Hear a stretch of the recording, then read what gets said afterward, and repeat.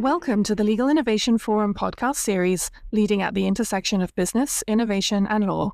I'm Lucy Saddleton, Managing Editor at the Legal Innovation Forum. Brought to you in association with Legora, this fireside chat from the Legal Innovation Forum Toronto 2026 reveals how leading legal departments and law firms are moving beyond discussing innovation to successfully implementing it in practice.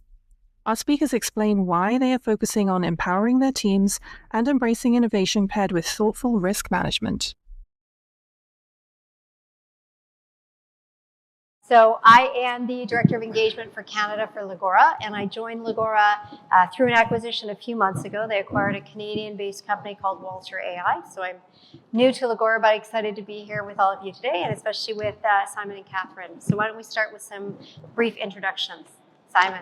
Thank you. Thank you, Lauren. Lovely to be here. Like Doyle, my career really divided into three parts.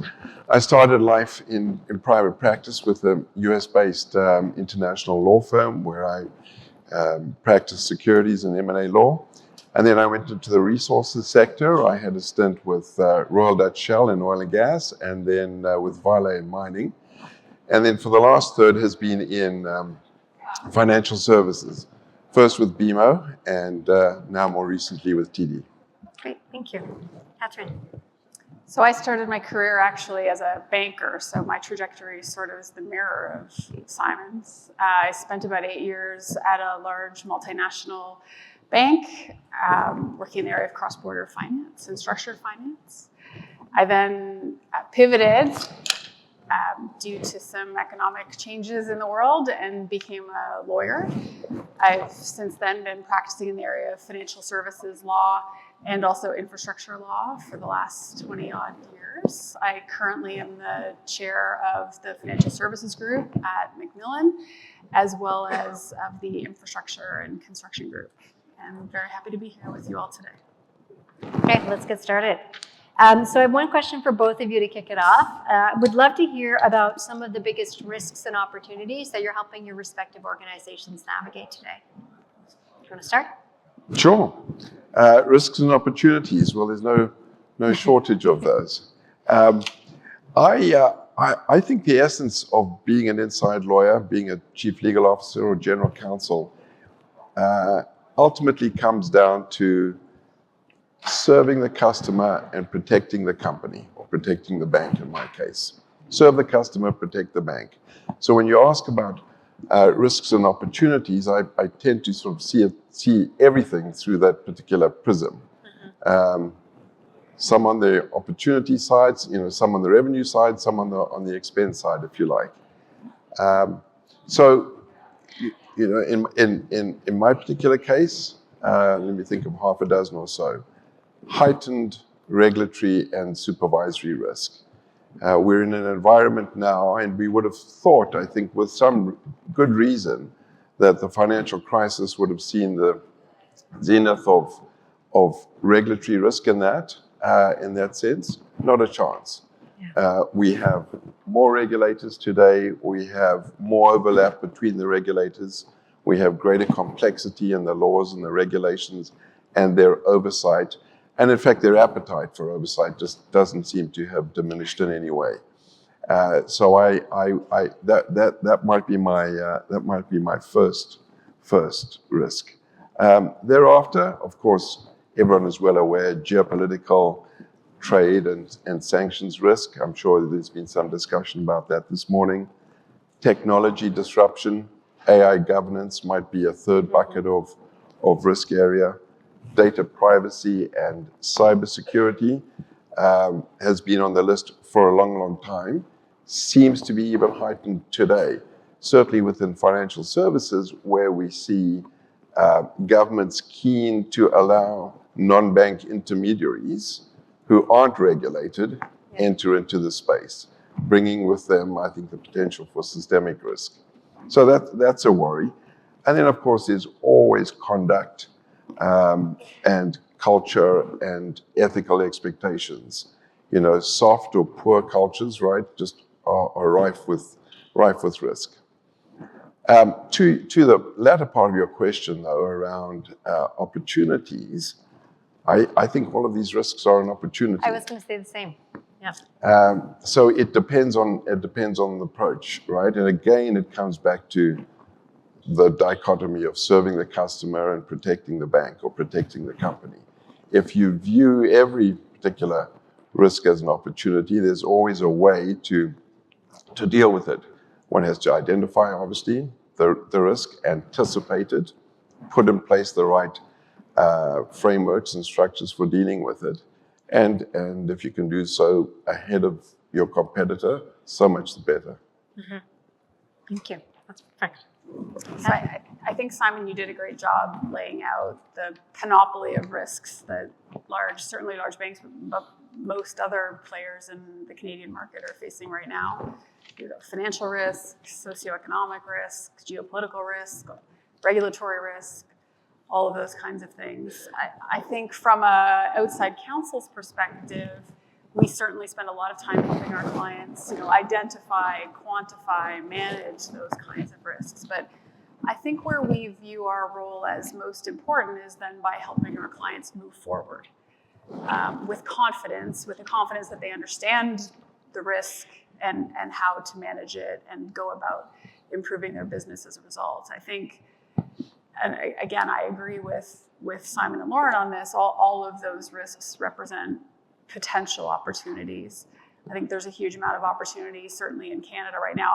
My pet area of practice is infrastructure, and there's just an incredible amount of optimism and an incredible amount of opportunity in the market for all of the players in that industry today. But again, they face the same risks. And so I think, again, partnering with our clients is the way that we help them move forward and deal with those risks. Okay. I think connected to this very closely, obviously, is the whole notion of innovation. And I'm curious how you both think about driving innovation, innovative processes, helping innovative people step forward and step up, and also, helping people see that taking risk head on can also be an opportunity. Maybe you could both reflect, Catherine, starting with you on what that means for you at McMillan. Sure. I think for us, innovation is all about helping us get the client a better result. And that manifests itself, I think, in two ways. First, in our dealings with particular matters, particular clients, helping our lawyers do their work faster, better, cheaper, with more responsiveness, with a faster ability to understand what it is they need and wrap our minds and our arms around it. At a firm level, I think what that means is letting us do things we could never do before and providing services in a new way. All of those things start with the client. So everything we do comes from a client focus, and in our case, a people focus. While certainly one of the large investments we've made to date in innovation, certainly this year, has been in the area of AI, we are never losing sight of the fact that people are at the core of our practice. And AI is a tool to help us both get better results for our clients and improve what we do as lawyers generally. I think, we as a firm have gone through a huge exercise, a very rigorous exercise, weeks and weeks and weeks long, hundreds of lawyers involved to select, an AI tool that we're using, which is Legora, to help us do that. But again, it starts with people, and the tool is secondary to our culture of innovation.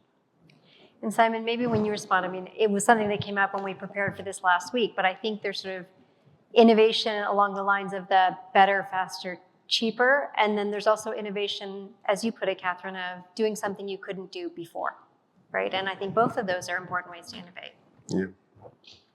Yeah.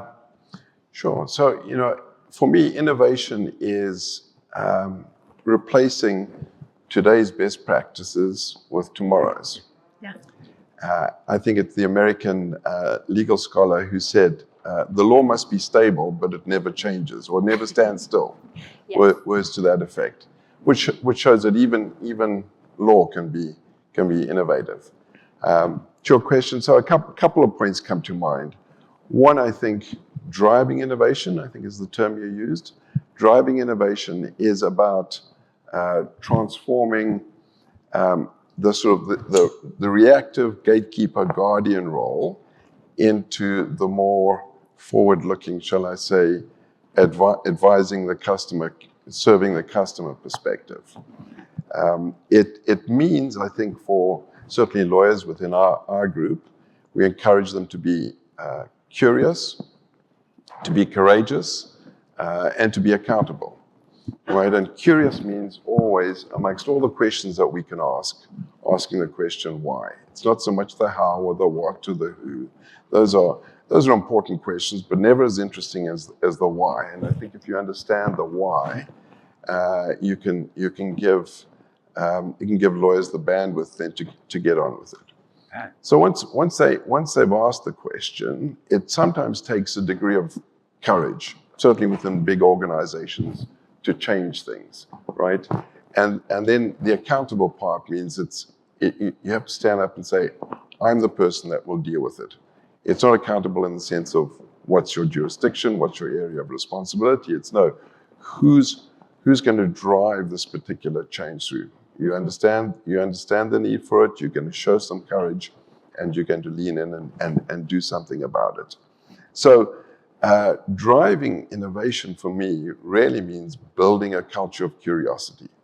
If you can do that within your team, then I think you're well on the way to introducing and to institutionalizing innovation as part of your approach.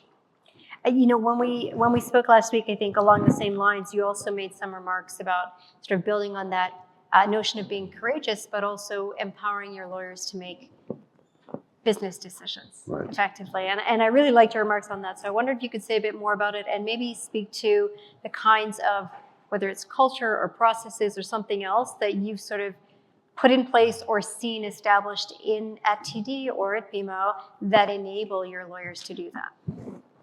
That's the danger with these things, because I can't remember at all what we spoke about last week.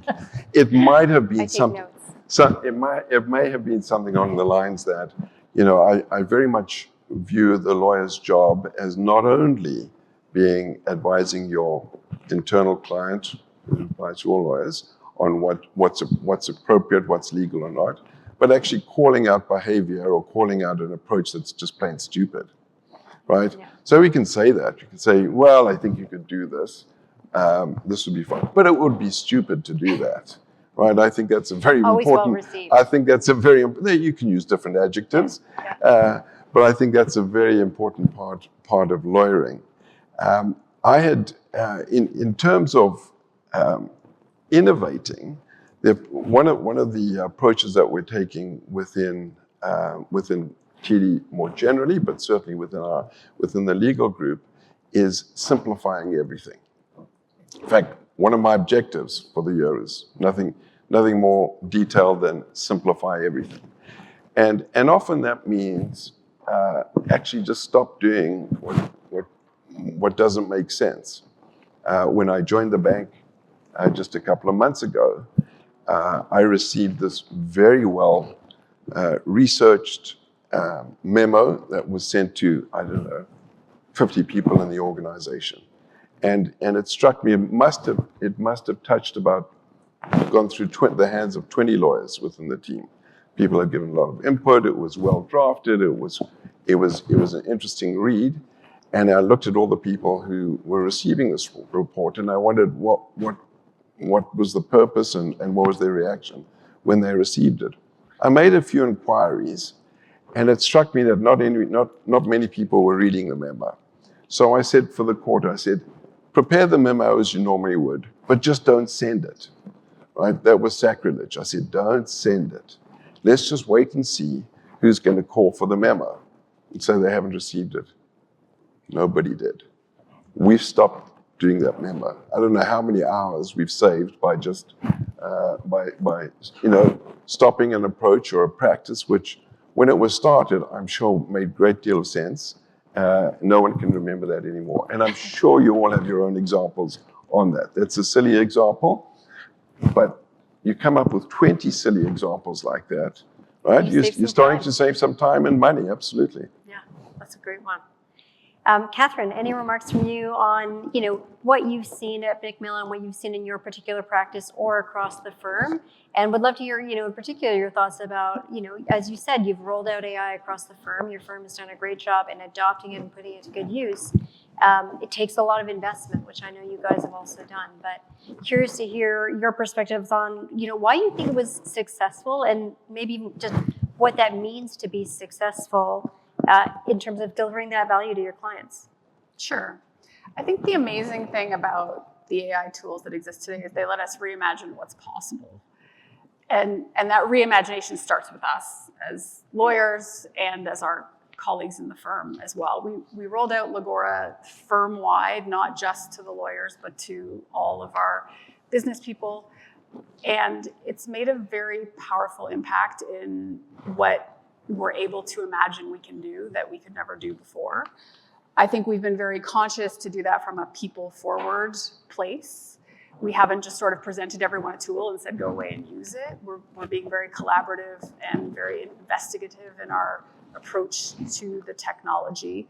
But it's yielding some real results in pretty amazing ways. Our litigators now are using AI in the midst of courtroom proceedings and using it to process evidence as it's being given in the room against the evidentiary record and preparing responses and follow-up questions and then preparing the next day's proceedings based on what's happening in real time. Like, we could never do that before, and it took someone sitting down and saying, okay, this is a cool tool, what can we do with it? And that is happening every day all over the firm.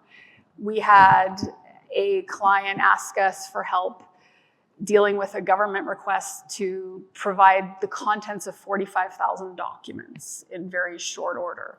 The only way we could do that was with some sort of technology assistance in any sort of time, cost, sensitive manner.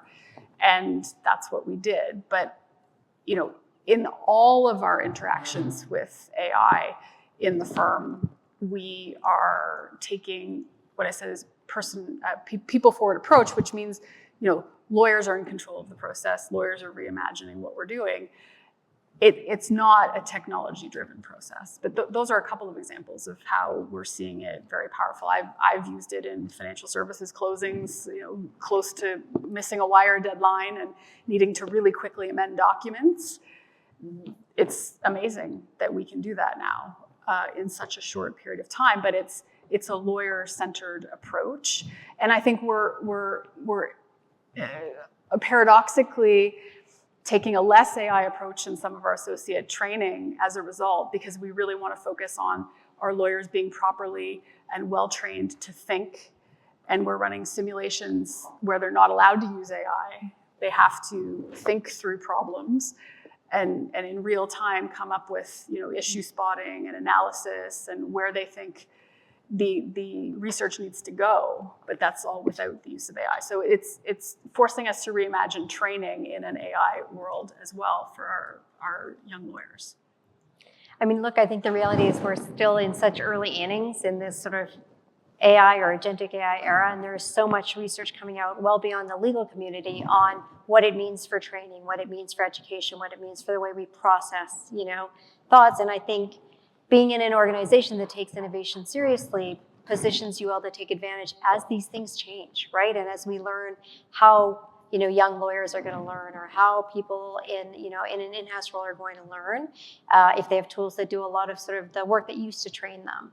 I'm curious to hear a few remarks, if you have something you want to share on how you think about measuring the value or impact of innovation that you introduce, whether inside the bank or inside your firm, because I think often, taking away a memo and saving that time, you can sort of say, well, this is the impact, right? We save that time. But when you're piloting different approaches, tools, setting up new teams to look at new things, sometimes it can be hard to find a standardized, formal, accepted way to measure the impact of that.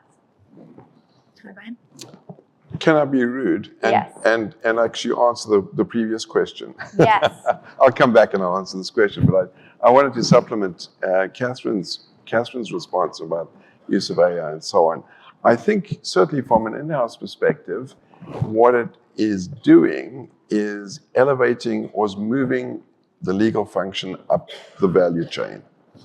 And we're finding ourselves involved in discussions more around business decisions and so on than we are around just rudimentary preparation of documents and memos and letters and so on, which I think is a pleasant surprise to many. I was asked last week, we just came out of our second quarter board meetings. I was asked by a director the question that no doubt many have been asked: will AI replace lawyers? I said I didn't know, I didn't think so, but I wasn't sure about it. Well, what I was more sure about was that the lawyers who use AI will certainly replace the lawyers that don't use AI. And that seemed to satisfy that particular director. So to your question, how do we measure the value of if you make investments, whether in AI or in processes or in training or anything, at a place like TD, I would imagine that they're coming back and saying, what was the result? Yeah. Well, for me, if I may, the best measure of innovation is a change in behavior. So if that rationale holds firm, then measure changes in behavior. So of course, there's no shortage of metrics that many have refined over the years. There are a whole bunch around compliance. There are a whole bunch around productivity. There are a bunch around business decisions and responsiveness and value to your internal clients. I think the more useful ones are those measures that reflect speed and responsiveness, perhaps business value in the answers that in the advice that one gives on this.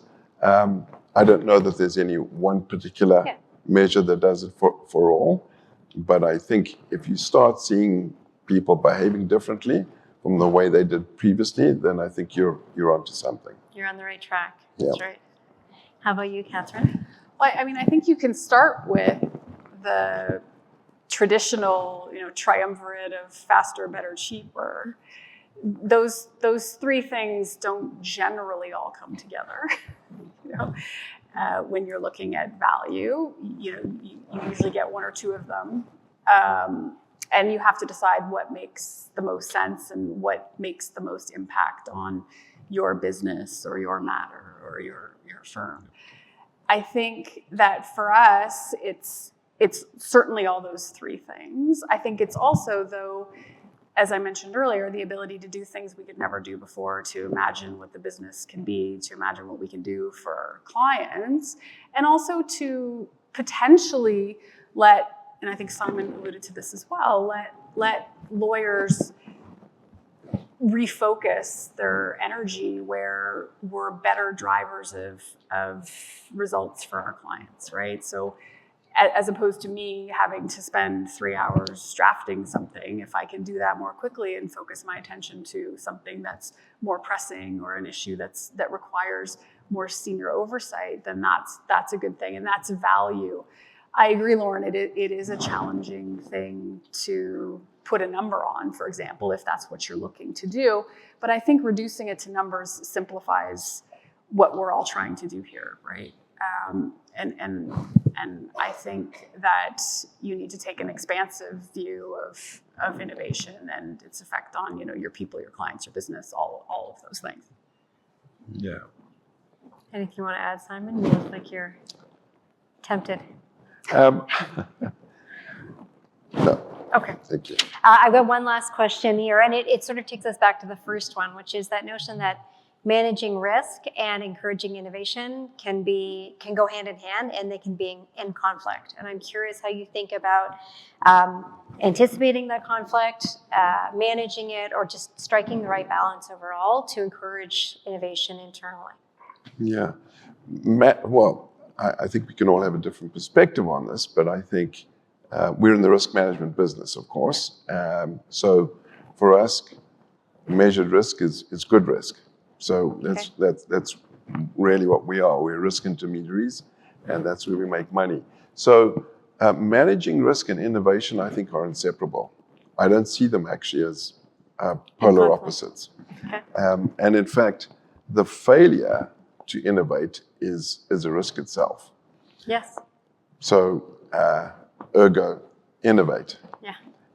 I think as inside lawyers, we really want to be counsel to the bank.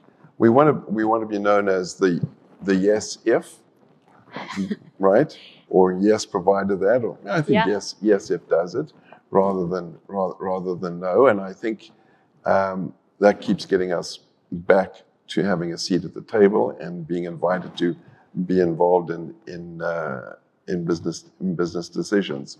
So I don't see a conflict between these two ideas. I see them as either coexisting together or as one as a necessary consequence of the other. Okay. I love the yes if. I'm going to remember that one.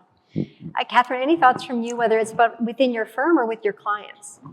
I mean, I think Simon answered the question perfectly. I think we're on the same page. I think that today, innovation and risk management are really almost inseparable. They're almost two sides of the same coin. I do think that innovation itself requires a significant amount of risk management. We as a firm have taken significant steps to make sure that our use, for example, of AI is done, in accordance with all of our policies, all of our clients' policies, our professional obligations, all of those things. And so our risk management approach is actually embedded in our use of technology and in how we are innovating within the firm today. I think that those who don't innovate have a significant business risk, as Simon alluded to. Okay, I think that's it. Thank you both very much. Thank you. Thank you. Thank you for listening, and please stay tuned for the next episode.